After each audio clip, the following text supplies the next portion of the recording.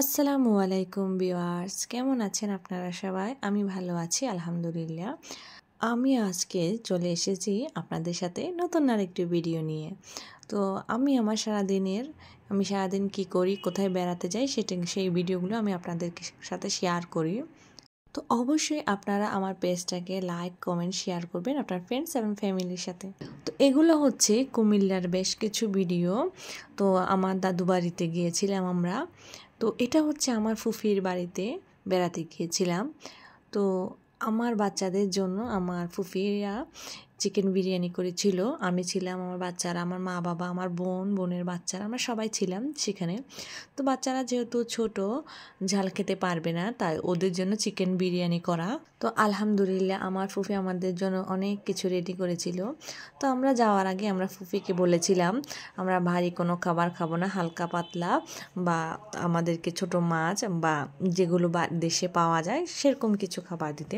তো আমাদের জন্য এখানে দেশি মুরগি, ছোট মাছ, তারপর হচ্ছে শোল মাছ, সবজি, শাক।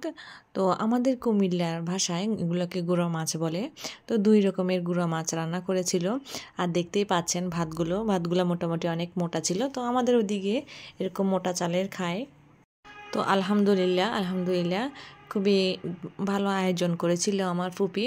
আর আমার ফুফাতো বোনরাও খুব আপ্যায়ন করেছিল আমাদেরকে।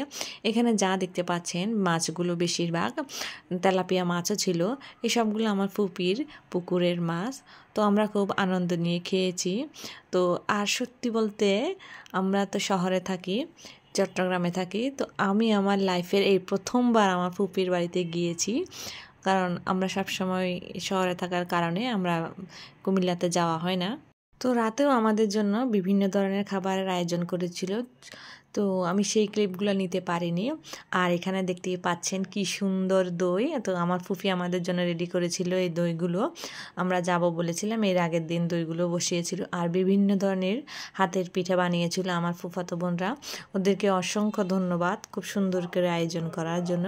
তো বাচ্চাগুলো খুব মজা নিয়ে খাচ্ছে। এটা রাতের দিকে আমরা যখন খাওয়া দাওয়া শেষ করে বেরিয়ে যাব, ঠিক সেই মুহূর্তে আমাদেরকে এই দইগুলো দিল। তো দেখতে পাচ্ছেন আমার ছেলে খুব মজা নিয়ে খাচ্ছে। তো এখানে আরও সব বাচ্চারা খাচ্ছে। তো আমার মেয়েটা একটু দুষ্টু, তো খাবে না, ওকে দিলাম। অনেকবার বললাম যে তুমি একটু খাও, ও খাবে না। তো আমাদের তো খুব ভালো লেগেছে, যেহেতু গ্রামের ফ্রেশ দুধ, শহরে সবসময় এরকম ফ্রেশ দুধটা পাওয়া যায় না। তো এটা আমাদের খুব ভালো লেগেছিল। আবার আমাদেরকে আসার সময় এক্সবক্স দিয়েছিল। তো আমরা সচরাচর কুমিল্লাতে কম যাওয়া হয়।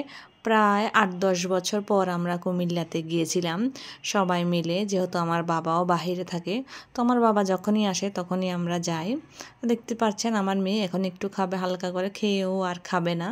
গ্রামের পরিবেশ আসলেই খুবই সুন্দর, আসলেই মনোমুগ্ধ হয়ে যায়। তো খুবই ভালো লাগে আসলে। তো গ্রামে গেলে মনে হয় যেন অনেক দিন থেকে যাই, আর আসতে ইচ্ছা করে না। তো আমার মেয়ে দেখেন কি কারণে ও রাগ করেছে।